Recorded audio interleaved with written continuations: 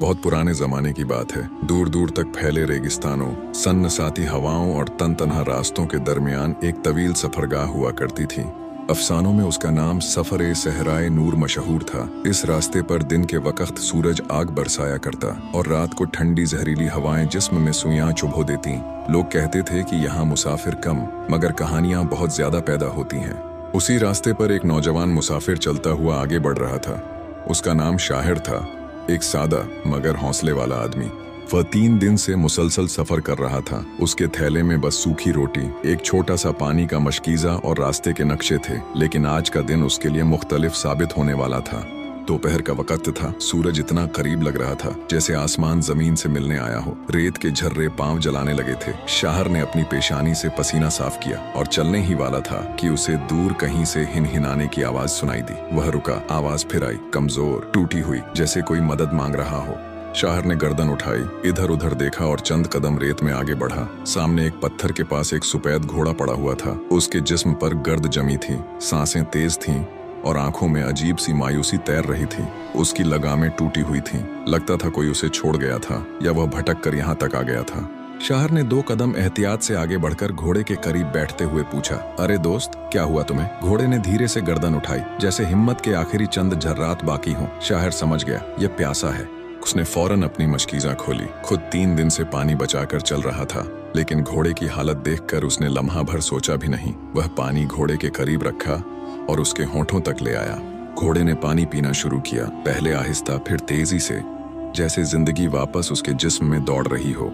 Shower ने पीछे हटकर कहा, बस आहिस्ता पियो, सारा पानी उसी वक्त खत्म कर डालोगे तो मैं प्यासा रह जाऊंगा। लेकिन उसके दिल में कोई पछतावा नहीं था। इंसानियत हमेशा उसका पहला उसूल रही थी। वह शाहिर के करीब आकर अपना सर उसके कंधे से रगड़ने लगा। एक तरह की शुक्रिया, एक तरह की मोहब्बत। शाहर ने मुस्कुराकर उसकी गर्दन थपथपाई। चलो दोस्त, अब हम दोनों का सफर साथ है। घोड़े ने जैसे हल्की आवाज से हाँ कर दी। उस दिन के बाद घोड़ा और शाहर एक साथ सफर करने लगे। घोड़े का नाम उसने नूर रख दिया, क्योंकि उसके सफेद जिस्म पर सूरज की किरणें पड़ती तो वह रोशनी की तरह चमकता था। नूर की रफ्तार, तेजी और ताकत बेमिसाल थी। जहां शाहर 2 घंटे में पहुंचता था, नूर उसे आधे घंटे में पहुंचा देता था। शाहर ने हैरान होकर कई बार कहा, तुम आम घोड़ा नहीं हो, तुम में कोई राज है। नूर हर बार जैसे मुस्कुरा देता। रास्ते तवील थे, सफर मुश्किल था, लेकिन दोनों ने एक दूसरे का सहारा बनकर मुश्किलात आसान कर दी। कहीं तेज धूप थी, कहीं रेत के तूफान, कहीं अंधेरी रात, कहीं जंगली जानवर, लेकिन दोनों साथ थे। और कभी कभी साथ होना ही सबसे बड़ी ताकत बन जाता है। मगर असल इम्तिहान एक रात आया। वह रात हर रात से अलग थी। आसमान पर बादल नहीं थे, लेकिन चांद भी गायब था। अंधेरा ऐसा कि हाथ को हाथ दिखाई न दे। शाहर और नूर एक घने पुराने जंगल के करीब से गुजर रहे थे, जिसे लोग चढ़ील घाटी कहते थे। कहा जाता था वहां रात के वक्त एक अजीब सी खामोशी छा जाती है। न कोई परिंदा बोलता है, न कोई जानवर। बस ऐसा लगता है जैसे जंगल सांस रोककर किसी चीज का इंतजार कर रहा हो। शाहर ने घोड़े की गर्दन पर हाथ फेर कर कहा, नूर, हमें चलना होगा, यहाँ रुकने का सवाल ही नहीं। नूर ने सिर हिलाया और दोनों आगे बढ़ने लगे। कुछ ही कदम चले थे कि जंगल में खखशी की आवाज आई। फिर दरख्तों के पीछे से आंखों की कई जोड़ियां चमकने लगीं। शाहर ने तलवार थामी। कौन है? सामने आओ। अगले ही लम्हे में एक भारी घड़घड़ाहट हुई और कई भेड़िए झाड़ियों में से बाहर निकल आए। 10, 12, शायद 15। सबके दांत बाहर, आंखें भूखी और कदम हमला करने के लिए तैयार। शाहर ने पीछे हटकर नूर को देखा। आज शायद जान बचाना मुश्किल है। नूर ने जोर से हिनहिनाया, जैसे कह रहा हो, डरो मत, मैं हूं ना। पहला भेड़िया हमला करता है। नूर अगले ही लम्हे अपनी पिछली टांगों से उस पर इतना जोरदार वार करता है कि वह दूर जा गिरता है। दूसरा हमला करने आता है। शाहिर फौरन तलवार चलाता है। तीसरा, चौथा, 5वां। भेड़िए घेरे जा रहे थे, लेकिन नूर किसी सिपाही की तरह लड़ रहा था। उसके कदम जमीन पर गरज की तरह पड़ते थे। वह कभी शाहर के आगे खड़ा हो जाता, कभी पीछे से वार रोक लेता। रात और गहरी होती जा रही थी। अंधेरा बढ़ता जा रहा था और भेड़िए कम होने के बजाय बढ़ रहे थे। शाहर की सांस फूलने लगी, हाथ से तलवार फिसलने लगी। एक वार उसके बाजू पर लगा, खून निकल आया। वह लड़खड़ाया, नूर, मैं शायद नहीं बच सकूं। लेकिन नूर ने इतनी जोर से हिनहिनाया कि जंगल लड़खड़ा उठा।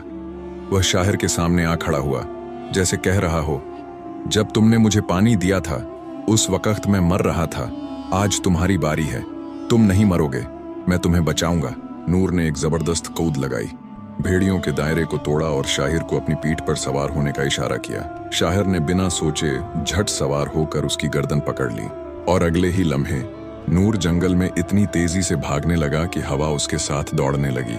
भेड़िए पीछे दौड़े, फंदे, झाड़ियां, कांटे, कुछ भी नूर को रोक नहीं सका। कुछ ही देर में भेड़िए पीछे रह गए। नूर आंधी की तरह जंगल पार करके बाहर निकला। सुबह की पहली रोशनी नुमायां हुई। शाहिर ने नूर से उतरकर जमीन पर बैठते ही गहरी सांस ली। उसकी आंखों में नमी आ गई। नूर, तुमने मेरी जान बचाई, मैं कैसे शुक्रिया अदा करूं। नूर उसके पास आया और अपने सर को उसके सीने से लगा दिया। शाहिर ने उस लम्हे एक अजीब बात महसूस की। इस घोड़े में मोहब्बत थी, वफादारी थी, एहसास था और एक अजीब सी रूहानी ताकत भी थी जो आम घोड़ों में नहीं होती।